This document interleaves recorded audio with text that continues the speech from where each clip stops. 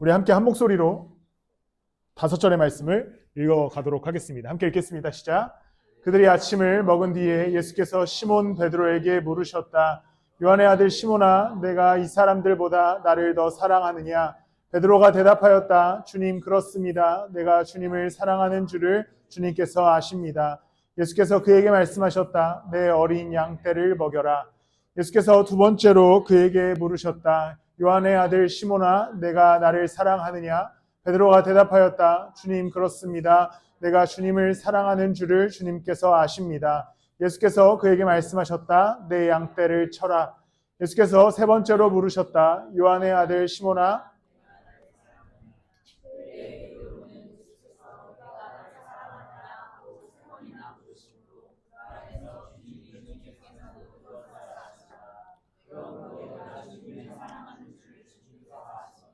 하고 대답하였다. 예수께서 그에게 말씀하셨다. 내 양떼를 먹여라. 내가 진정으로 너에게 말한다. 내가 젊어서는 스스로 띠를 띠고 내가 가고 싶은 곳을 다녔으나 내가 늙어서는 남들이 내 팔을 벌릴 것이고 너를 묶어서 내가 바라지 않는 곳으로 너를 끌고 갈 것이다. 예수께서 이렇게 말씀하신 것은 베드로가 어떤 죽음으로 하나님께 영광을 돌릴 것인가를 암시하신 것이다. 예수께서 이 말씀을 하시고 베드로에게 나를 따라라 하고 말씀하셨다. 아멘. 즐거운 성탄입니다. 성탄이라 제가 준비한 게 있습니다. 럭키 드로우를 준비했습니다.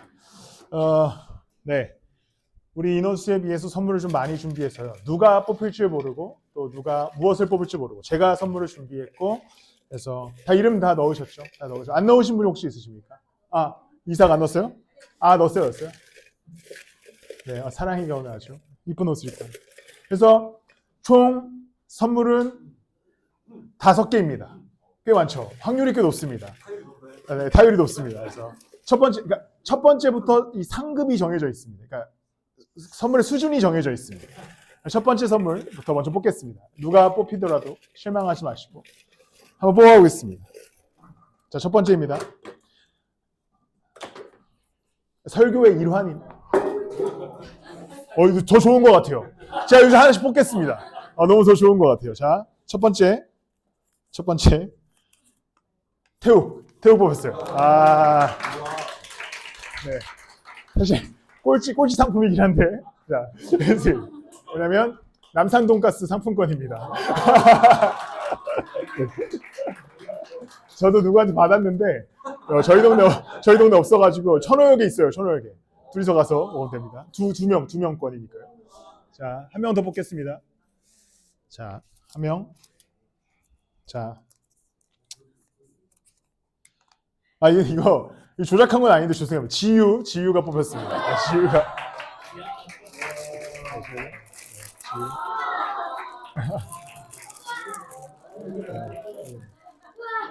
독일에서 온 하리보입니다. 네, 독일에서 온. 네, 세 번째 뽑겠습니다.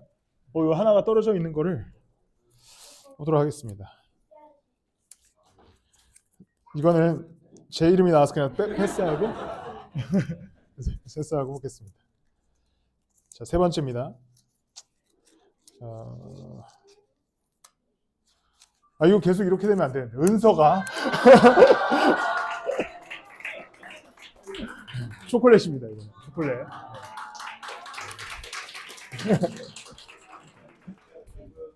자, 왜 계속 이렇게 되는지 모르겠습니다. 어쨌든 아직까지 선물이 3개 남아있거든요. 3개 남아있으니까. 이현주 집사님 남편분께서 오셨습니다. 오설록 티 세트거든요. 자, 이제 2명 남았습니다. 2명 남았는데, 이제 선물이 하나. 가랑. 네, 가랑.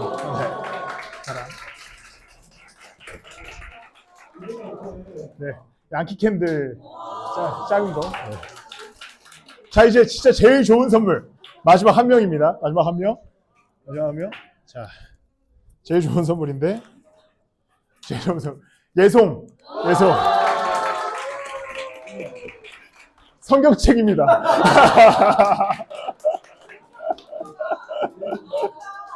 현대인의 성경을 제가 준비했습니다. 그리고 마지막으로 이건 특별 대우가 한 명 있습니다. 제가 그냥 이름을 써서 갖고 왔는데 우리 사랑이. 네, 사랑이는 제일 큰. 네. 이거 제 개인 사비로 준비한 제 선물입니다. 이거 뜯으면 좋을 것 같아요. 사랑이. 네.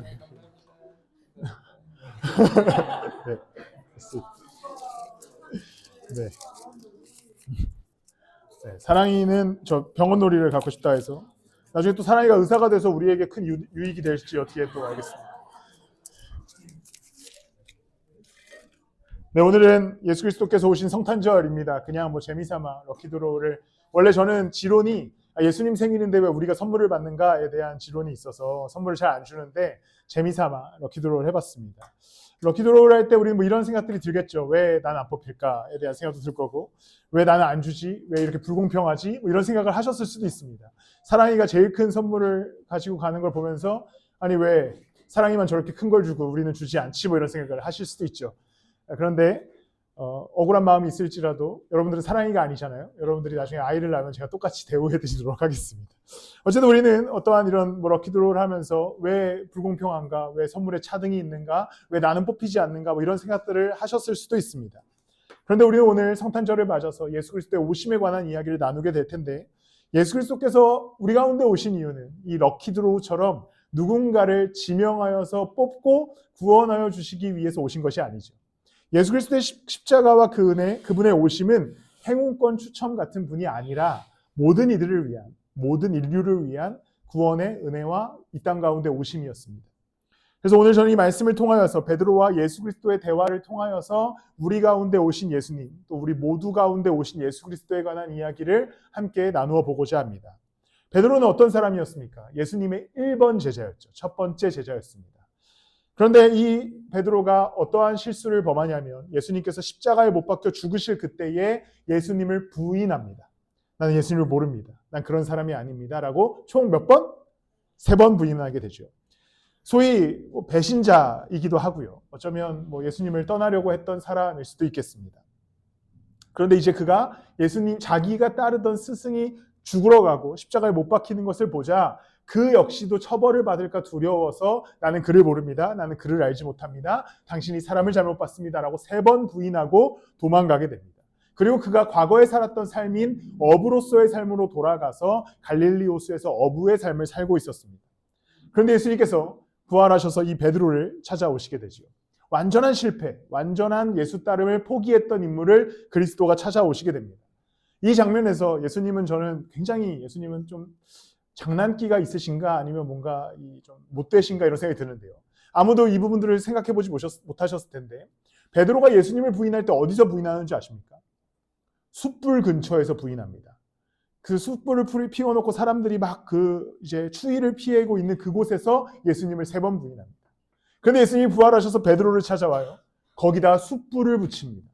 헬라어 언어에 보면 똑같은 단어를 사용해요. 숯불을 붙이신 다음에 베드로를 오게 하시죠. 그러면서 예수님께서 베드로에게 안녕하셨겠죠. 그러니까 베드로가 뭔가 트라우마가 막 생기지 않았겠습니까? PTSD 같은 게 계속 왔겠죠. 자기가 숯불 앞에서 예수 그리스도를 3번이나 부인했는데 갑자기 그 그리스도가 나타나셔서 동일한 숯불을 피워놓고 베드로를 맞이하게 됩니다. 베드로는 아마 마음속에 불편함과 불안함이 찾아왔을 겁니다. 와, 이 사람이 나한테 뭐라고 하면 어떡하지? 나 갈구면 어떡하지? 나한테 막 저주를 내리면 어떡하지? 이런 불안함 앞에서 예수님 앞에 찾아왔을 겁니다. 근데 예수님이 이제 이 베드로에게 어떻게 묻냐면 이렇게 묻습니다. 요한의 아들 시몬아, 너가 나를 사랑하느냐?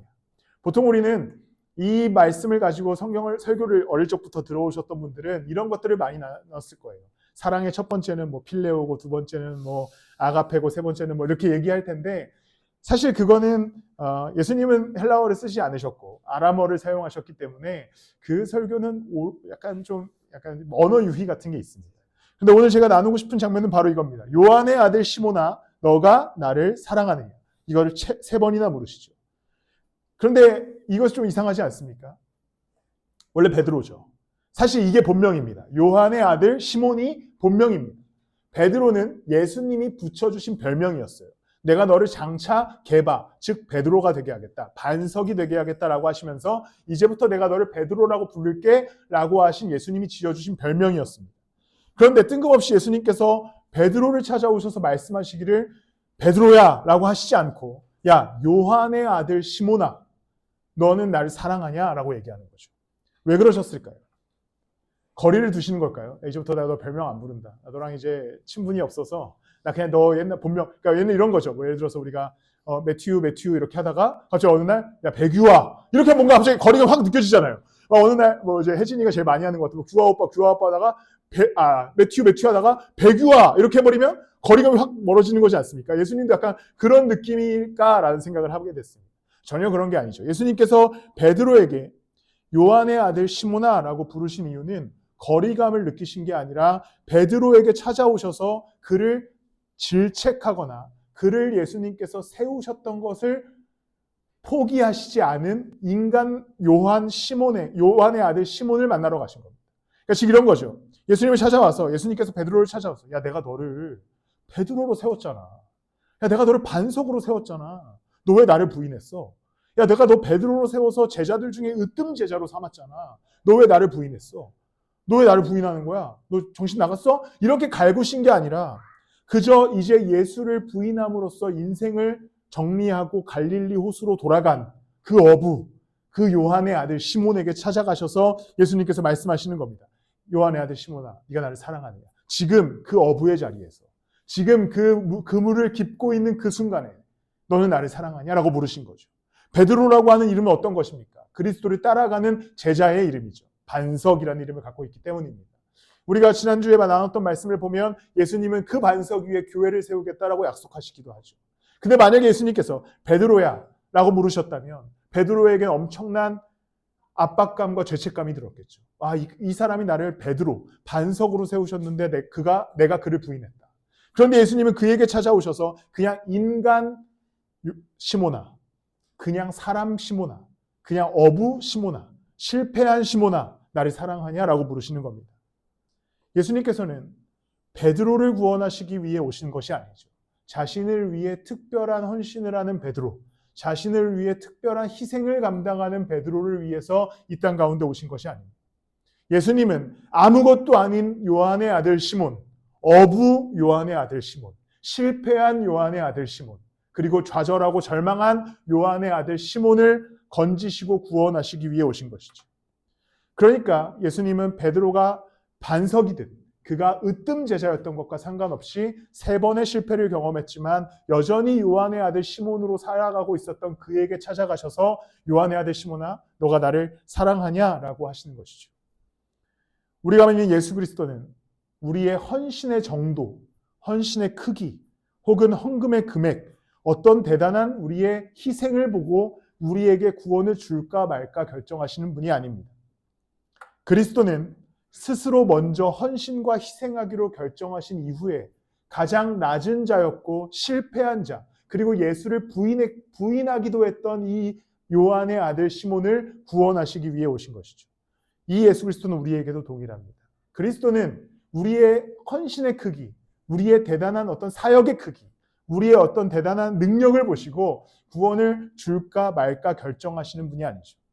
이것은 우리 그리스도를 따라가는 자들이 갖고 있는 대단한 강점이자 장점입니다. 다른 종교를 생각해 보면 혹시 제사를 드려보셨거나 드리시는 분들은 알겠지만 저는 어릴 적부터 제사를 오래 드렸거든요. 왜냐하면 저희 큰 집에서 제사를 많이 드려서. 그럼 저는 이렇게 제사상 차려져 있는데 원래 먼저 먹으면 안 되잖아요.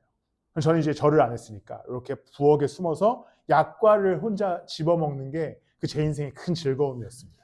약간 조상 모독하는 느낌도 들고 혼자 약과 빨리 먹어야지. 그리고 동그란 땡을 고기전이 없어지기 전에 고기전을 먼저 집어먹는 이런 느낌도 들고. 근데 왜 우리가 제사합니까? 왜 우리가 제사해요? 조상이 나를 구원하여 줘서 조상님이 나를 구원하여 주셔서 너무나 감사합니다라고 제사합니까? 아니면 잘 되게 해달라고 제사합니까? 보통 우리는 잘 되게 해달라고 제사하죠. 우리 1년 동안 만순강하게 해주시고 천지신명이시여 우리를 도와달라고 제사합니다.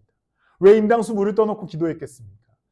그 하늘의 어떠한 신이 나를 구원해줘서 물을 떠놓고 기도했겠습니까? 아니면 나를 구하여 달라고 기도했겠습니까? 나를 도와달라고 기도하는 거죠. 그런데 우리가 이러한 사고와 신앙이 우리의 뼛속 깊이 자리 잡다 보니까 예수 그리스도를 종종 그렇게 생각할 때가 있습니다. 내가 이 정도를 하면 그리스도께서 축복을 주시고, 내가 무언가를 하면 그리스도께서 은혜를 주시고, 내가 어떠한 사람이어야 그리스도께서 나를 찾아와 주신다라고 생각하죠. 그런데 예수님은 요한의 아들 시몬, 실패했고 예수를 부인했고, 그래서 예수를 떠나 갈릴리 호숫가 그 어부의 삶으로 돌아간 실패자 요한의 아들 시몬에게 찾아가셔서 요한의 아들 시몬아, 너가 나를 사랑하느냐 물으시죠. 그는 왜냐하면 먼저 가장 극진한 사랑의 표현인 예수 그리스도의 십자가를 지고 죽으셨다, 부활하셨기 때문입니다. 여러분들, 예수 그리스도는 여러분들이 패배감에 휩싸여 있을 때, 또 절망감에 휩싸여 있을 때, 넘어졌을 때, 좌절했을 때, 믿음을 잃었을 때, 그리고 그리스도를 멀리 떠났을 때, 그때에 예수께서 찾아오셔서 야, 너 왜 그러냐? 너 미쳤어? 이렇게 하시는 분이 아니라 그리스도는 너가 나를 사랑하냐? 나는 너를 너무 사랑한다. 너가 어떠하든 상관없다. 너가 요한의 아들 시몬이거나 베드로거나 그게 중요한 게 아니라 나는 너를 위해 이 땅 가운데 왔고 십자가에 달렸다라고 말씀하는 것이죠. 여러분들의 1년의 삶, 새로운 한 해, 이 그리스도를 누리셨으면 좋겠습니다. 예수 따름에 즐거움을 회복하셨으면 좋겠습니다. 그리스도는 여러분들을 질책하거나 정죄하거나 채찍을 들기 위해 이 땅 가운데 오신 분이 아니라 그 십자가의 보혈의 능력으로 그 사랑으로 우리를 완전히 회복시켜 주신 이후에 함께 걷기 위해서 우리 가운데 오신 분입니다. 그 그리스도를 신뢰하심으로써 내년 1년은 예수 따름의 그 은혜와 기쁨을 회복하는 여러분들이 되시기를 축복합니다. 예수님은 베드로를 만나신 후에, 다시 만나신 후에 그의 과거를 들추지 않으십니다. 저였으면 이랬겠죠. 야, 왜 그랬냐? 제일 먼저 나오죠. 제일 먼저 나오지 않겠습니까? 이건 뭐 기본값이에요. 만약에 누가 나를 부인했어.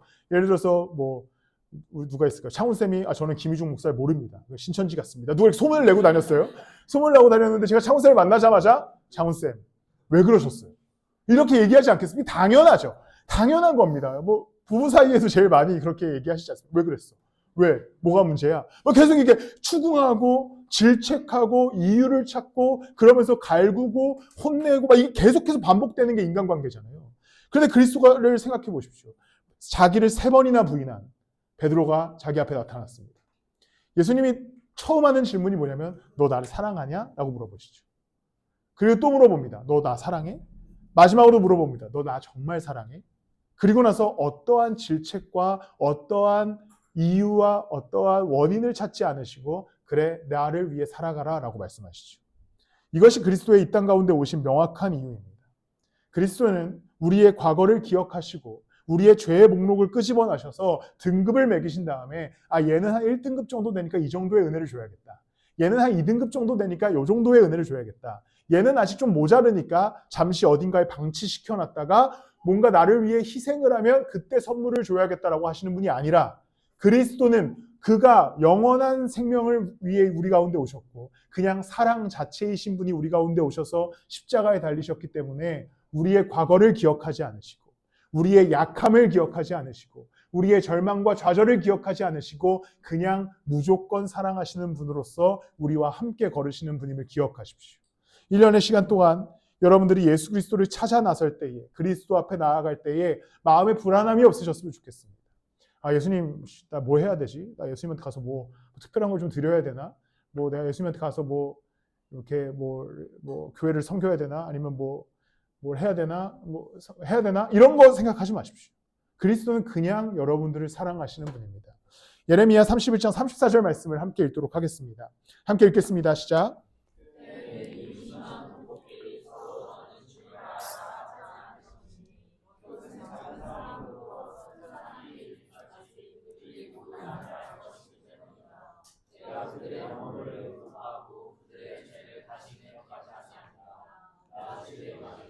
예수 그리스도는 하나님께서는 사랑이신 하나님은 사람들의 죄를 남겨두시겠다고 말씀하지 않습니다. 근데 우리는 언제나 조금씩 남겨두잖아요.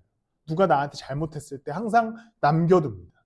남겨뒀다가 관계를 약간 좀 정리를 하거나 아니면 뭔가 무슨 일이 발생했을 때 이런 얘기를 하죠. 너 그때도 그러더니 너 또 그러네. 뭐 이거 많이 하시죠, 여러분들 많이 하시죠. 안 하십니까? 저만 합니까?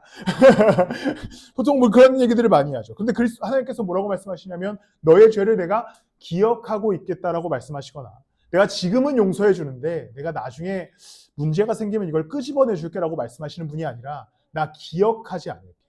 아예 기억을 잃으시겠다라고 얘기합니다. 망각하시겠다라고 이야기하죠. 그 하나님, 그 아들 예수 그리스도가 베드로 앞에 찾아갔을 때도 동일하셨을 겁니다. 베드로가 예수 그리스도를 3번 부인했던 100번 부인했던 2만 번 부인했던 상관없이 그가 그를 사랑하셔서 십자가에 달리셨기 때문에 베드로를 찾아가서 그를 위로하고 사랑하시는 것이죠. 우리가 믿는 그리스도는 우리의 과거를 기억하지 않습니다. 보통 종교에서 많이 쓰는 단어들이 있다면 업보, 인과응보와 같은 단어들이 있습니다. 그래서 우리는 규율을 지키기 위해서 애쓰고 노력하죠. 최근에 아는 친한 지인이 좀 큰 아픔 가운데 있었고 건강에 문제가 있었는데 그분이 이제 교회를 다니시거나 이런 분이 아니라 굉장히 불교에 열심이신 분이었는데 잠시 만나서 이제 병문안을 가고 하는데 이렇게 얘기를 하시더라고요. 우리가 전생에 지은 죄가 많나 보다라고 말씀하시더라고요.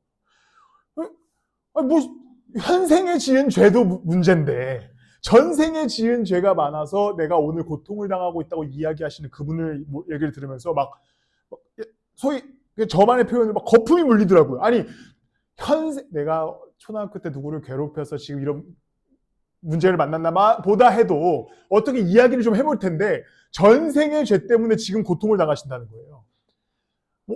어쩌라고요? 전생은 방법이 없어요. 전생은 제가 해결해 줄 수 있는 방법도 없고, 뭐, 이거 어디 가서 뭐 찾을 수도 없어요. 뭐, 이거 체면하거나 뭐, 해야 뭐 전생 갔다 올 수 있을 정도지. 그럼 보통 다 전생 가면 다 공주였고, 왕자였고, 막 이러잖아요? 뭐, 어떻게 뭐 해결할 방법이 없더라고요. 그래서 더 이상 대화가 이어지지 않았습니다. 왜냐면 전생의 죄는 제가 어떻게, 더 이상 제가 뭔가 기독교적인 지식으로 해결할 방법이 없어서, 어쨌든, 너무나 슬프지 않습니까? 내가 지은 죄 때문에도 아니고, 전생의 죄 때문에 내가 업보를 당하고 있다고 생각하는 이 믿음이 있는 것이죠. 그러나 그리스도는 현생의 죄도 잊으시고 그가 우리를 사랑하시는 분입니다. 나는 너를 정말 사랑하는데 너는 나를 사랑하냐? 라고 베드로에게 찾아가 물으신 것이죠. 그 사랑으로 인하여서 그리스도는 죽으시고 부활하셨습니다. 그리고 이제 그 생명의 능력 안에 살아가는 모든 자들에게 그 사랑의 능력으로 살아가게 하십니다. 그 영원한 나라와 그 복의 의미를 좀 기억하셨으면 좋겠습니다. 새해 복 많이 받으십시오 라고 하는 이 복이 여러분들의 가치관으로 복을 규정하지 않으셨으면 좋겠습니다. 왜냐하면 그 복이 없을 가능성이 한 97% 정도 되거든요. 그러나 우리에게 이미 주어진 복이 있습니다. 예수 그리스도의 십자가의 은혜와 그 구원의 은혜의 복인 것이지요. 그 복에 머물러 그리스도와 함께 1년을 걸어가실 때에 하나님의 놀라운 은혜와 도우심이 우리의 인생 가운데 있을 줄을 믿습니다. 예수님께서는 베드로가 당신을 부인했던 사건을 드러내시고 지적하시고 들춰내시지 않습니다. 다만 이제 베드로에게 요구하시는 것이 있으시죠. 내 양을 먹여라. 내 양을 쳐라. 내 양떼를 먹여라. 그리고 결국 마지막에는 뭐라고 말씀하시냐면 나를 따라라 라고 말씀하시죠. 이제 회복된 그리스도인은 이제 그리스도를 따라갈 수 있어야 됩니다. 그 길은 헌신과 희생의 길이 아닌 가장 안전하고 완전한 길이기 때문이죠. 사랑한다면 서로의 시간과 서로의 감정을 교류하고 교통해야 됩니다. 저는 아내와 자주 싸우지 않는 편입니다. 거의 뭐 1년에 크게 싸우는 건 한 번도 없을 정도로 안 싸워요. 저희가 이제 연애까지 포함해 내년에 20년이 되는데 20년 동안도 거의 싸운 적이 별로 없습니다. 남자들이 지면 됩니다. 패배하시면 돼요. 또 이런 얘기를 죄송한데. 근데 그러니까 몇 번에 없는 크게 싸운 경험이 있는데 어떤 일이었냐면 연애할 때인데요. 아내는 교회 언니들이랑 뚝섬을 놀러 갔어요. 뚝섬을 놀러 갔고 저는 제 친구들이랑 저는 20대였어요. 저는 결혼 일찍 했으니까 연애할 때 20대 초반이었으니까 플스방에 갔어요. 당시엔 플스방이 유행이었으니까요. 당시에는 어떤 게임이 유행이었냐면 위닝 11이 유행이었어요. 지금은 대부분 피파를 하는데 그때는 위닝을 했어요. 근데 위닝이라는 게임은 콘솔을 한번 잡으면 약 10분에서 15분 동안 놓을 수 없습니다. 이건 놓으면 안 돼요. 왜냐하면 보통 남자들은 가서 그냥 즐겁게 게임을 하는 게 아니라 내기를 하거든요. 그러니까 막 분노가 이르기 때문에 이걸 놓을 수 없습니다. 근데 이제 15분을 보통 한 뭐 5게임, 6게임만 해도 2시간이 훌쩍 지나가잖아요. 그런데 이제 아내가 저와 계속 연락을 하던 중에 저는 위닝을 해야 됐고 저는 내기에서 질 수 없었고 저는 무조건 이 게임을 승리해야 했기 때문에 이 콘솔을 잡고 집중했습니다. 그래서 제 안에 무슨 생각이 들었냐면 아내도 교회 언니들이랑 놀고 있으니까 나는 내 친구들이랑 내가 무슨 지금 뭐 딴 여자랑 있는 것도 아니고 나 정말 시커먼 남자들 6명이서 거기 앉아서 축구 게임, 뭐 저희가 이상한 게임 막 사람 죽이는 것도 아니에요. 그냥 축구 게임 합니다. 축구 게임 하면서 욕하고 싸우고 이렇게 있으니까 제 나름에는 평안을 얻고 열심히 게임에 집중했죠. 게임이 다 끝났습니다. 연락이 되지 않기 시작하는 거예요. 연락이 안 되기 시작했습니다. 이제 엄청나게 화가 난 거죠. 연락이 안 되니까. 아니, 게임이 그렇게 중요해? 이런 얘기 하지 마십시오, 여러분들. 내가 좋아, 게임이 좋아. 뭐 이런 거 하지 마십시오. 당연히 네가 좋은데 잠시 게임을 했을 뿐이야. 죄송해요. 그러니까 이제 아내가 막 그때 화가 났던 이제 그 기억이 있습니다. 보통 연락이 되지 않음에 약간의 섭섭함을 느끼는 거죠. 또 뭔가의 나의 마음을 몰라주는 것에 우리는 보통 섭섭함과 서운함을 느낍니다. 사랑하기 때문이죠. 사랑하는 사람들은 서로 연락하고 서로의 생각을 들어주고 마음을 나누고 교제하게 됩니다. 그런데 오늘 예수님께서 베드로에게 가서 물으시죠. 너 나를 사랑하냐? 그렇습니다, 주님. 내가 주님을 사랑하는 줄을 주님께서 아십니다. 너 정말 나를 사랑하냐? 네, 주님. 주님께서 모든 것을 아십니다. 그 말에는 무슨 말이 담겨져 있겠습니까? 나는 너를 사랑해서 십자가에 달려 죽었다. 그럼 너도 나를 사랑하면 이제 나를 따라와라 라고 말씀하시는 거죠. 시간을 들여 나를 따라와라. 너의 삶 속에서 나를 쫓아라. 너가 가진 것을 가지고 나와 함께 걷자라고 하시는 겁니다. 여러분들이 한 해의 시간 정말 예수 그리스도를 사랑하신다면 이제는 그리스도의 이야기를 들으셨으면 좋겠습니다. 그리스도께서 우리에게 살아있는 말씀으로 역사하시는데 주님 사랑합니다. 이렇게 하고 있는 거죠. 발신자 차단하는 거죠. 주님 사랑합니다. 이렇게 하는 거죠. 어떤 말씀도 듣지 않겠습니다. 난 주님 사랑하는데 주일 오후 1시부터 2시까지만 잠깐 사랑하고 남은 시간은 나 홀로 걷겠습니다. 이러한 신앙을 갖고 계시지 않습니까? 사랑한다면 교제해야죠. 사랑한다면 그분의 이야기를 들어야죠. 사랑한다면 또한 여러분들의 이야기를 할 수 있어야죠. 예수 그리스도께서 우리와 함께 하시잖아요. 서로 사랑하잖아요. 근데 우리는 왜 사랑함에도 불구하고 듣지 않고 사랑함에도 불구하고 예배의 자리를 찾지 않고 사랑함에도 불구하고 그냥 홀로 걷고 계신다면 그리스도를 사랑하는 여러분들이 이제 결국 베드로가 예수를 따라 삶의 걸음을 옮겼듯이 여러분들의 삶의 걸음을 옮겨가시기를 예수님의 이름으로 축복합니다. 말씀을 마무리합니다. 마태복음 1장 23절 말씀을 함께 보겠습니다. 함께 읽겠습니다. 시작.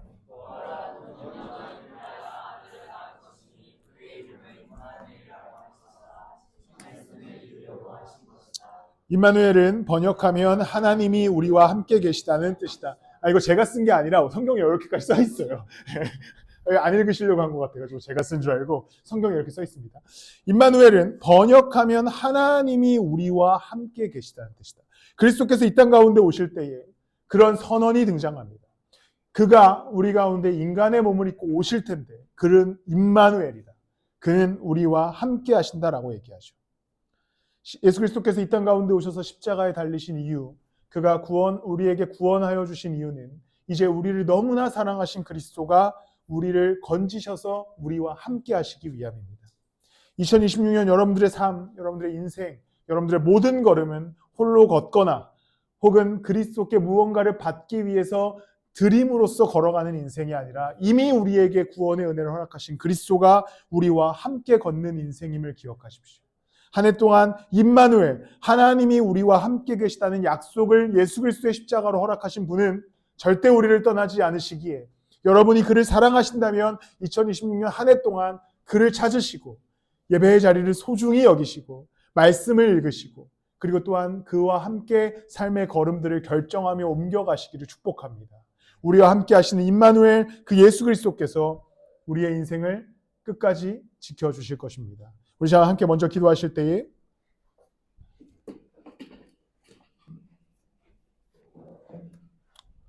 우리 함께 이렇게 기도했으면 좋겠습니다.